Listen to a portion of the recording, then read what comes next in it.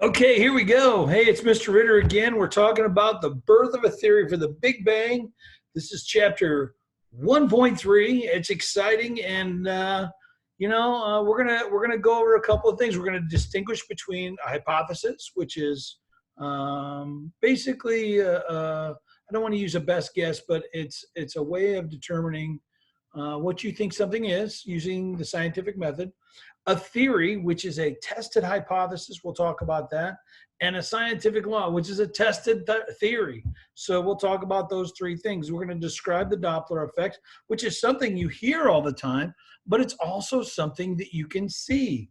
And then we're going to summarize the Big Bang, the origin of the universe, basically where we came from, how we got there, and then talk for evidence. So we'll start there. The theory of the Big Bang. All right, a theory. What's a theory? Well, we have to talk about a hypothesis to talk about a theory. So a hypothesis is something that we use to test a best guess. We probably already know the answer to it, to test a experiment of something that we think. And so when we talk about that, a theory is a hypothesis that has been supported over and over again through experimentation or the scientific method. A law is something that is a theory that's been tested over and over again, found right. When does that happen? I don't know. I don't know. Nobody does. You get the correct result or you prove something over and over again, and then at some point it becomes well established, and you go, it's a law. Let's talk about light and the Doppler effect. Okay, light. Light is all around us. It's a wavelength of energy, right? We see it. And we can break light down into a spectrum of various wavelengths. And we use a prism to do that, and it breaks into its color. Roy G. Biv. Red, orange, yellow, green, blue, indigo, violet.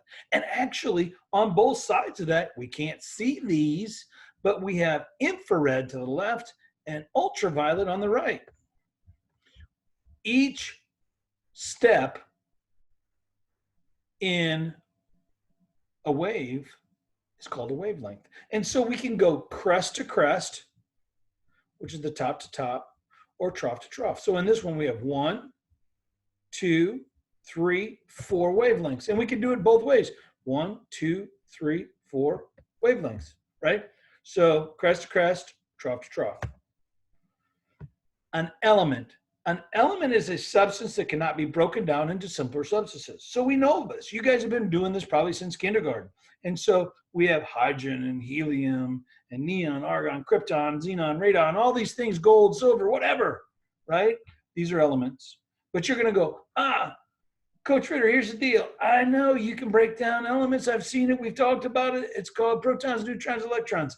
Yes, but they do not hold the same characteristics as that original substance. And so the little side note here is you can break them down, and you can even break them down farther than that, but they do not have the same characteristics as the element. And so an element is any substance that cannot be broken down into simpler forms. That's pretty much it.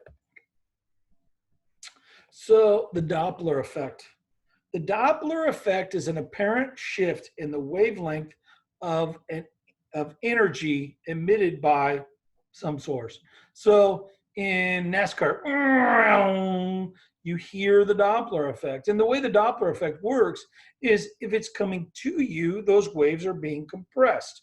And if it's going away from you, those waves are dragging out or being pulled behind, and it's being elongated. And so we have compression, and we have this elongation of the wave.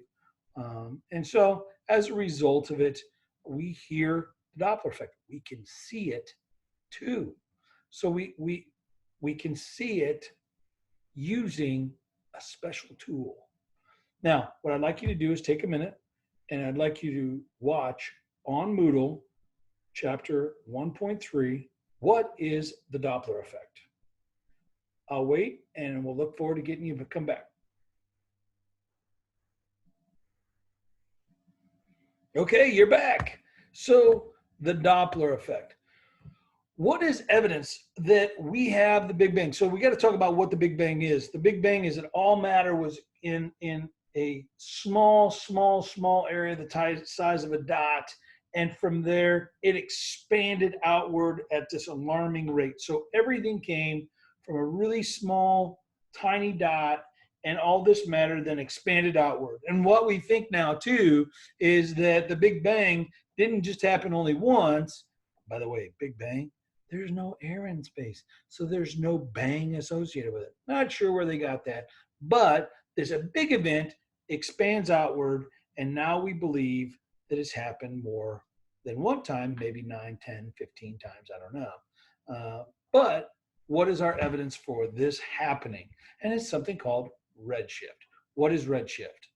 Redshift is when we have a wavelength of light using a spectroscope. We can look at stars and galaxies using this instrument, and it tells us what these things are made of. So whether the elements that are in them, and what it does is each element gives off a specific wavelength when heated. And so the spectroscope does that. Well, if we know that this is the element that's there and it's slightly shifted in its wavelength. So in other words, if we go back to Roy G. Biv, if it's slightly shifted to the red side, then we have what's called redshift. And redshift can tell us whether it's coming or going, right? So if it's redshift, it means that it's going away from us. If it's blue shifted or shifted towards the blue side of the spectrum, then it's coming to us. And one of the things is that all galaxies, all stars in the universe are going away from us. They're shifted to the red. What I'd like you to do now is go to Moodle and watch What is Redshift on chapter 1.3. And go ahead and hit pause and we'll come back to it. Okay, you're back. So what are some other things that are going on that kind of gives us a understanding of the theory? And the theory is that we see background radiation. Background radiation is all around us. Radiation from the Big Bang all throughout the universe. But we can detect that. We can see it. How? I know you're going, what? I don't know how to do that. Sure you do. Turn your TV on. And when you don't have a TV channel on your TV, you see white snow.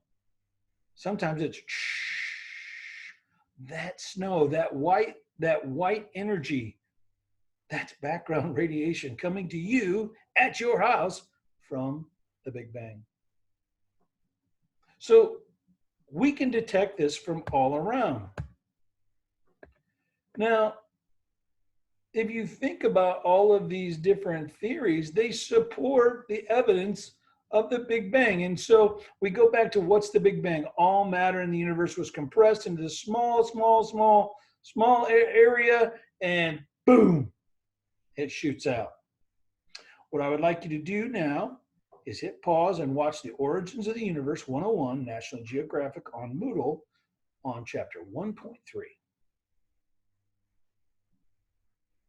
Hey, welcome back. All right. So what did we learn? We learned that there's hypothesis, a theory, and law, and how they all float to each other. And then we talked about the Doppler effect and what it does. And then we summarized the Big Bang and then gave evidence for those things. Guys, you're super awesome. I can't say thank you enough. I really do enjoy our time that we get to share together. And do me a favor and take a moment to tell someone how much you care about them and make a difference in their lives. You guys are awesome. Have a great day, and we'll talk to you soon.